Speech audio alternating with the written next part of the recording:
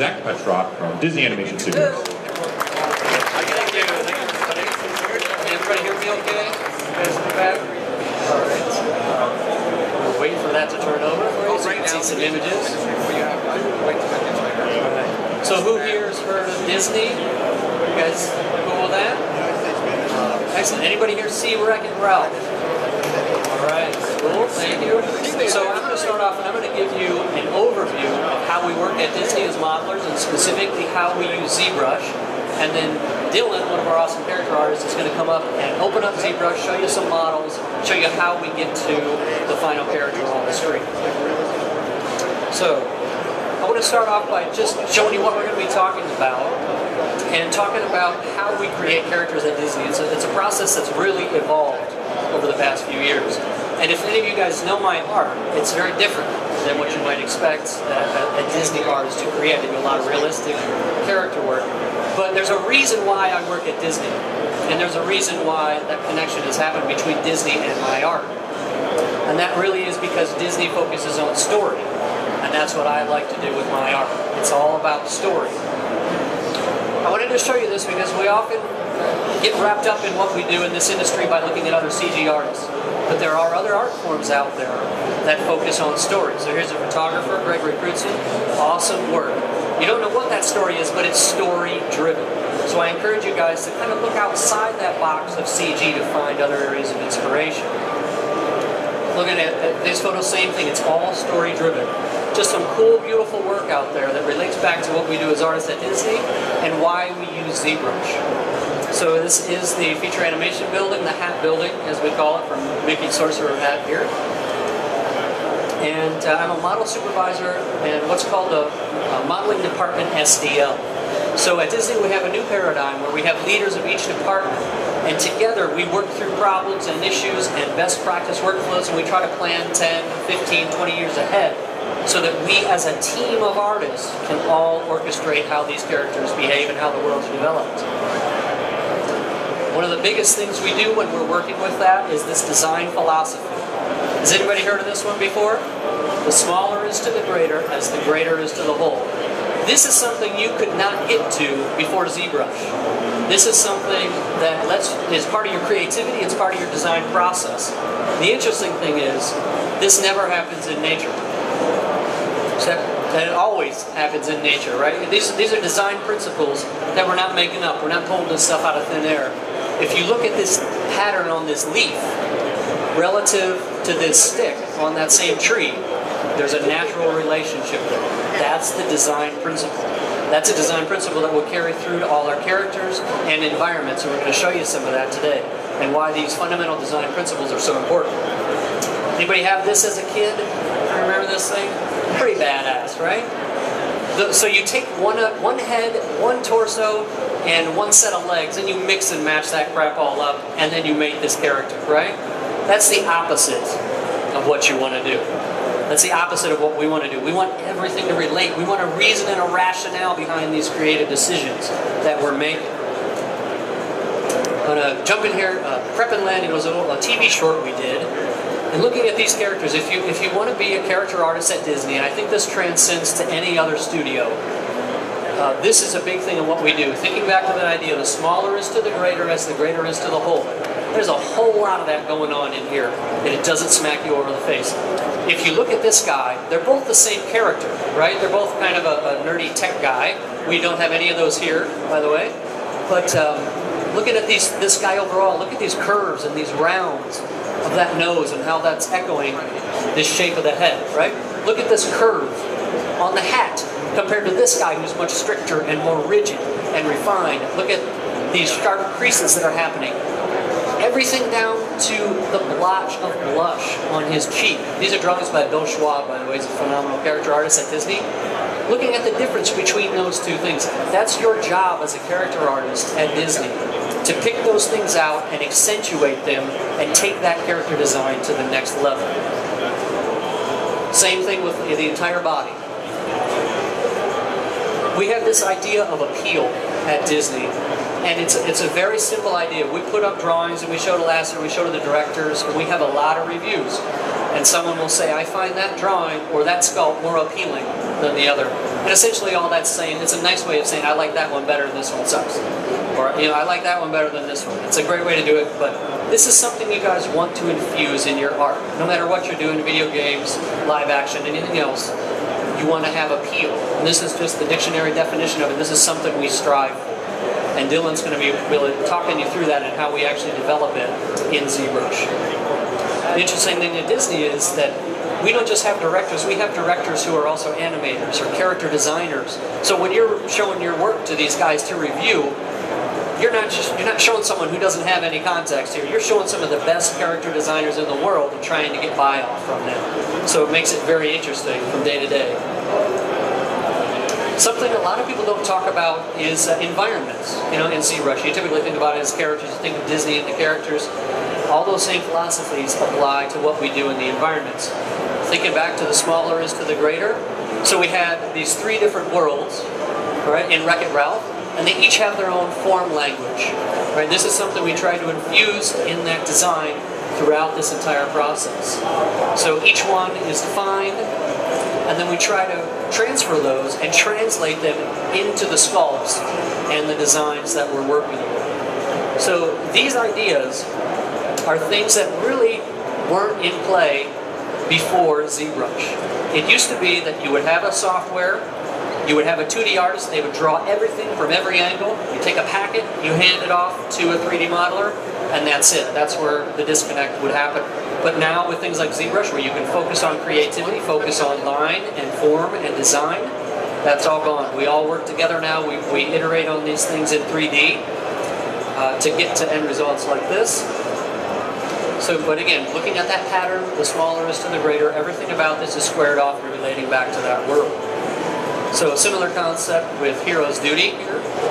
So all these triangles and the color palette, you know, these are ideas that you always want to be thinking about when you're creating your own world, you're creating your own artwork. How do all these things relate together? Even down to the ships and down to the effects. Some of the effects work, like the sparks and the things that splash, those all have to relate to that world as well. And we'll be looking at some examples of that in the near future. This is a cool image of what's happening here. All these circles and soft shapes, a beautiful soft palette of colors.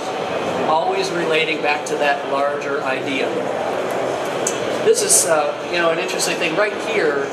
If any of you guys remember, this is a foil curtain, right? It's a curtain that's made out of crumpled foil. So I remember at the beginning it was just a curtain, and then the art director said, no, it has to be foil. So I thought, how the hell am I going to sculpt a foil draped curtain? So, and honestly, I could not have done that without ZBrush. But we ended up going in, sculpting all the form, and then decimating it down, just reducing those polygons to get the triangles in there, to get all that faceting that the art director was after. Then we were able to use ZBrush to push and pull and quickly work on the rhythms and gestures and the balance of straights and curves that we'll talk about more.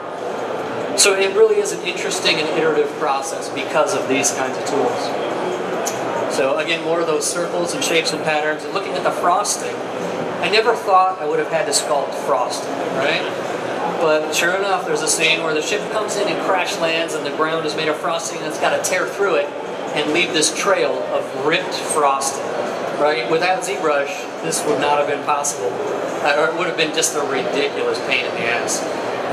I do wish we would have had the new remesher when we did this, because we had to hand retopologize this, and I think it took about 5 days. Another artist, Johnny Kino, and I worked on this, and I did go back and hit the damn button just to see, and yes, it did do it in about 30 seconds. So thanks for being a year and a half late. This was another cool sculpt, and again, utilizing ZBrush. We went in, and Sammy and Brian Hinman and I worked on this, Sammy Segura, coming in and making this Coke bottle. This is the top of the Coke bottle at the very end when Ralph jumps down and punches in the Mentos. But we sculpted all this first in ZBrush, and then worked on this rock formation in ZBrush. And then this speaks a little bit to the iterative process of working with other downstream departments.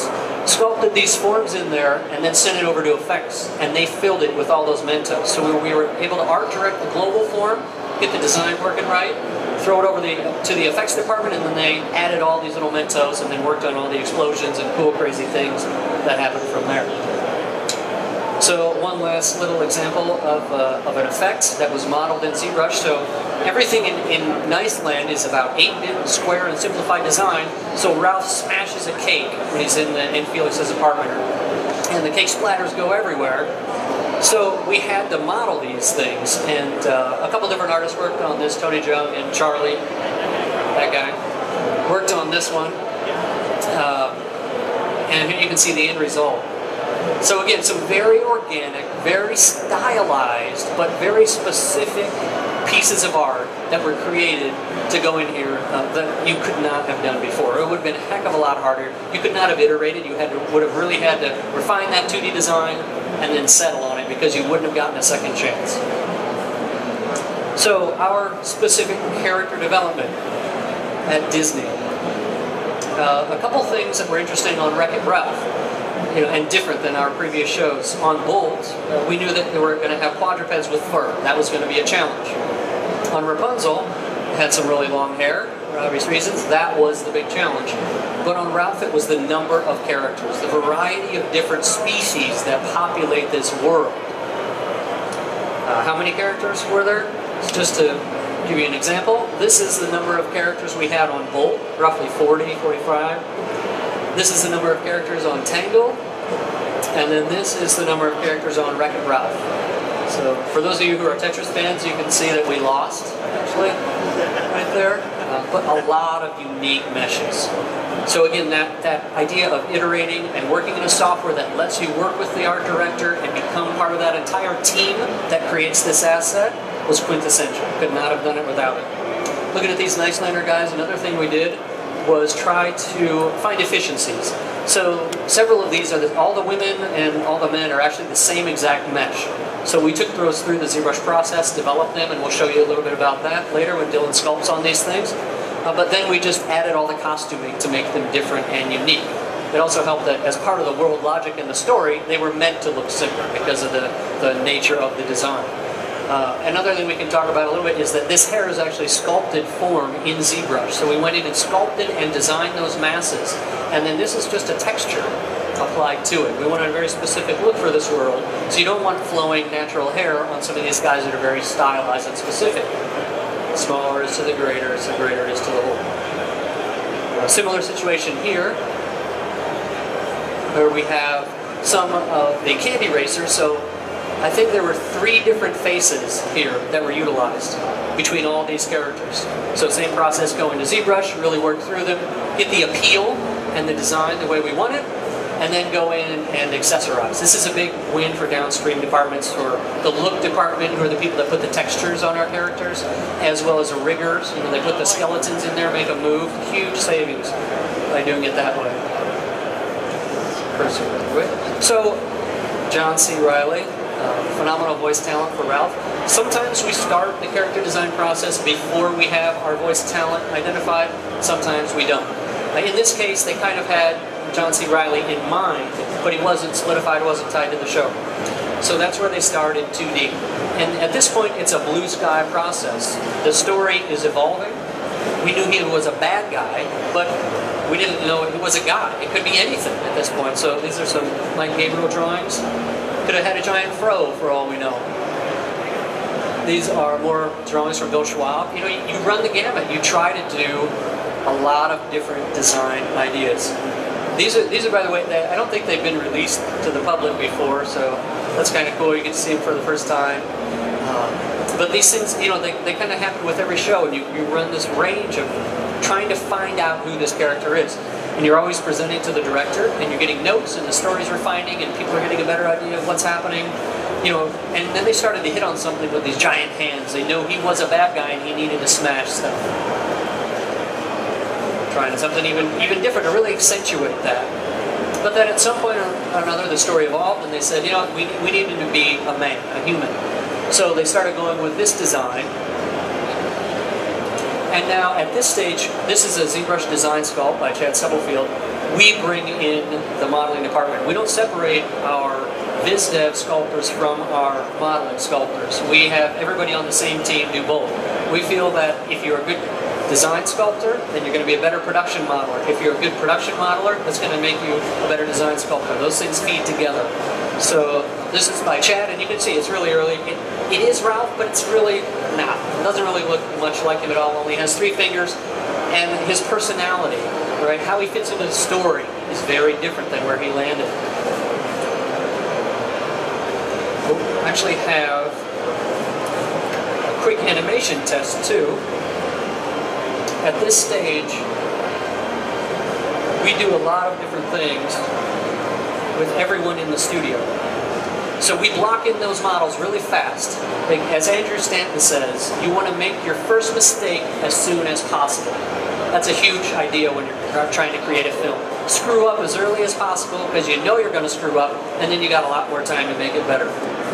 So let's see if we can get this to play. We take these models, even when they're not the right design yet, but we quickly put a rig in them, get them over to animation, get animation's input, because you're going to be seeing these things moving. That's where they really shine, right? So why spend 3 weeks looking at a design sculpt? It doesn't make sense. So this is an animation by Wayne Unton, if we can get it to play here. But you're going to see a rough design sculpt, a rough rig that's not even the character design. So here it is, based on that design sculpt you saw coming out of ZBrush. And again, we got this over to the animation department as quick as possible.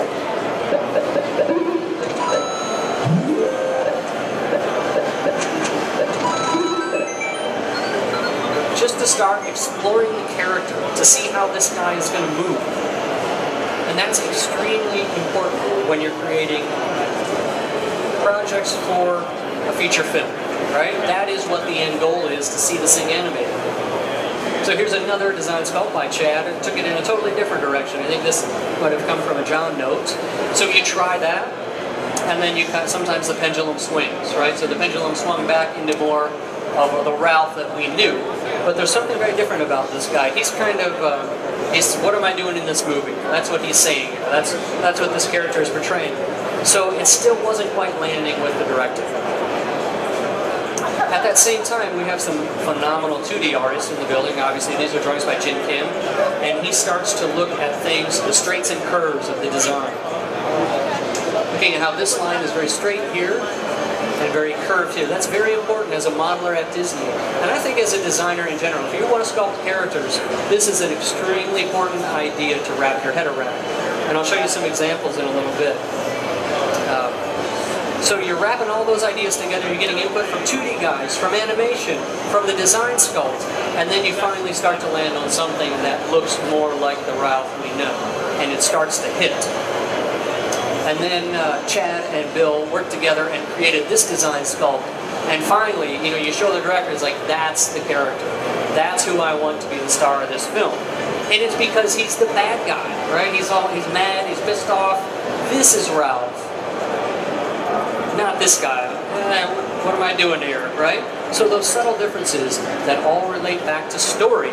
This is story-driven design is what makes the character work. So we touched quickly on that idea of straights and the curves. We'll just blow through these real fast, but I highly recommend you guys to explore these further. But just looking at almost all great poses have a straight side and a curved side. Look at the straights over here and the curves over there and how those things balance. All beautiful art and great characters throughout history have done that same thing, so it's something to just maybe start to wrap your head around. And it's all from anatomy, real-world anatomy. Looking at this straight side here, to this curve and these hits that are happening over there.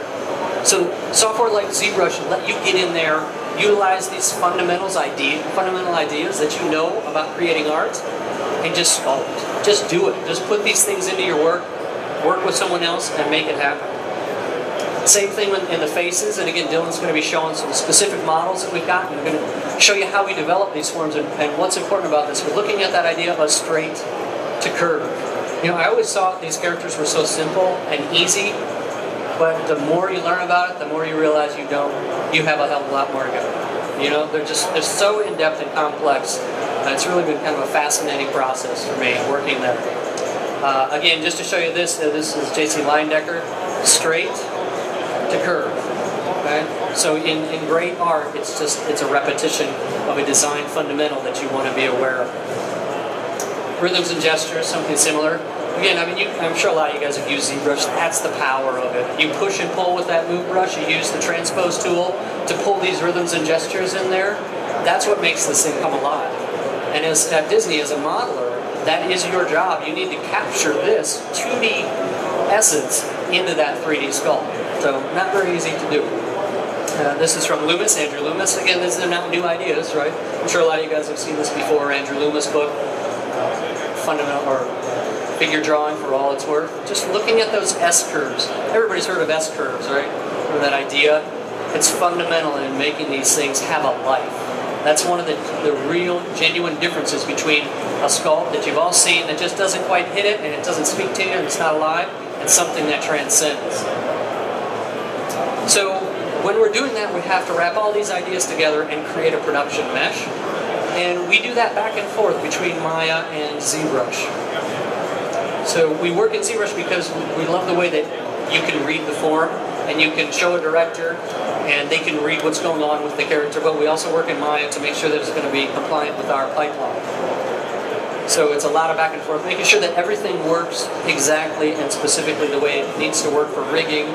We also, since we're at the front of the pipeline, we deliver to rigging, to look, which is our texture department, to effects, to animation, almost everyone. To some degree, it's our responsibility to make sure that we're not going to screw them at a later date. So it's a lot of stuff to juggle. So you can see that entire mesh. We also did a couple compression expansion tests with Ralph in ZBrush. This was independent of the mesh, right? You want to see how this guy's going to be able to emote. You don't have a rig in it yet, so you just do these sculpt tests to see if it's going to work. We had a lot of back and forth with his jawline of all things and ended up changing it several times just to get the lighting to hit correctly on that jawline. And at that same time, we're taking that low-res mesh and throwing it over to animation and rigging the same way we did it before. It's funny, on Wreck-It Ralph, it probably took a week and a half to 2 weeks to do that process from design sculpt into first getting it into rigging and letting animation mess with it. Now it's a week. So from the start of design sculpt, we'll sculpt it. 5 days later, it's in the rig, and they're doing this. They're posing it and checking these things out. The importance of this is that you need to know if the character can touch his hands over his head. Like simple, stupid things you wouldn't think about that are quintessential to telling a proper story. So you want to get into the animator's hands and get them to start to pose it to see if this model and design is going to work. And throughout this process, I'm sure a lot of you guys at other studios do this too, but they do a lot of scaling. They'll scale the head up or they'll scale the hand down per pose. So per shot, per pose, there's a lot of scaling that goes on to make it look as appealing as possible. And then we decide that if the animator is consistently scaling up that hand, let's say by 10%, we want to bake that back into the model. And so it's taking that input from everyone that's involved to really make this character work for our entire studio and our entire team. So I think these are awesome poses, by the way, from Wayne Unton. Just simple, straightforward stuff. You can tell the rig it's a blocking rig. Nothing's really refined, but they're very telling. And we show these to the director. We get input all the way up. Just take everyone along for the ride and work as a team throughout. So I might have to skip some of the other videos. I might be running out of time, unless you guys really want to see them. And this is our look department.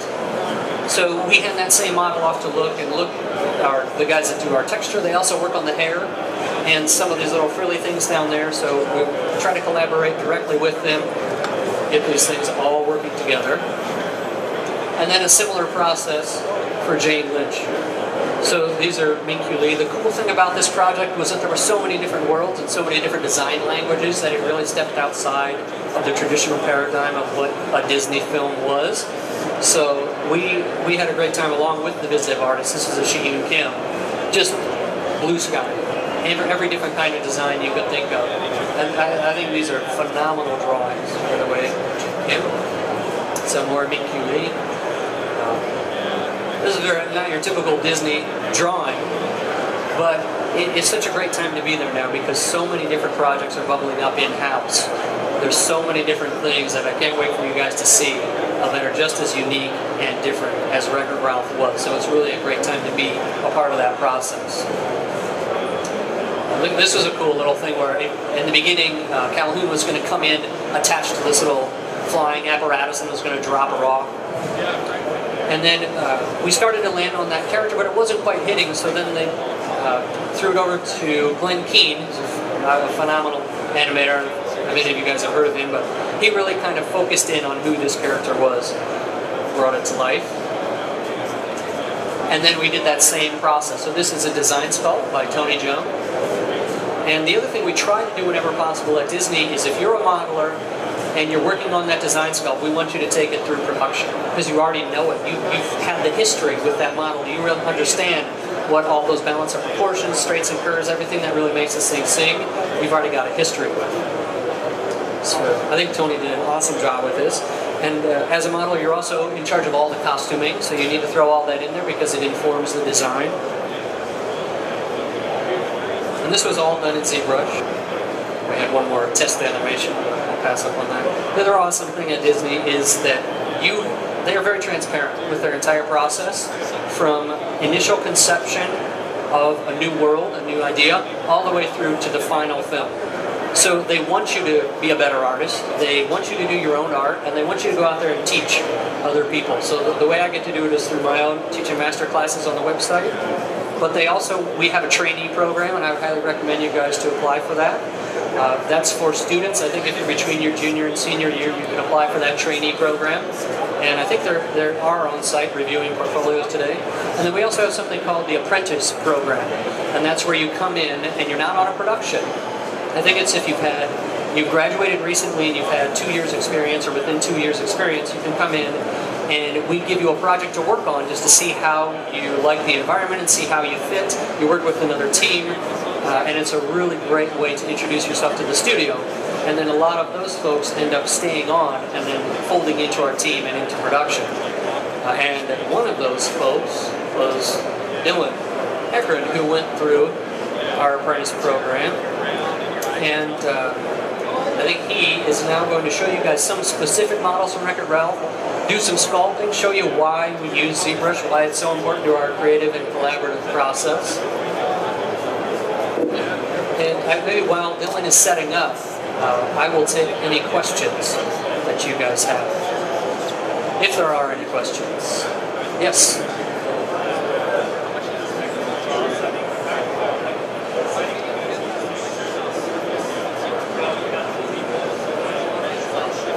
And so the question is, what perspective setting do we use in the window to make sure that our model is corresponding to the drawing, but really we want to make it correspond to the downstream production. So we set it at 70 for what it's worth, and then we try to eyeball it also, because it changes depending on how big the thing is. So, yep, that's a good question. Yes, sir? My name is John Paul. Yeah, I was just wondering, what other projects do you have coming in the future that are related to Wreck-It Ralph and how to relate to ZBrush into Disney Plus?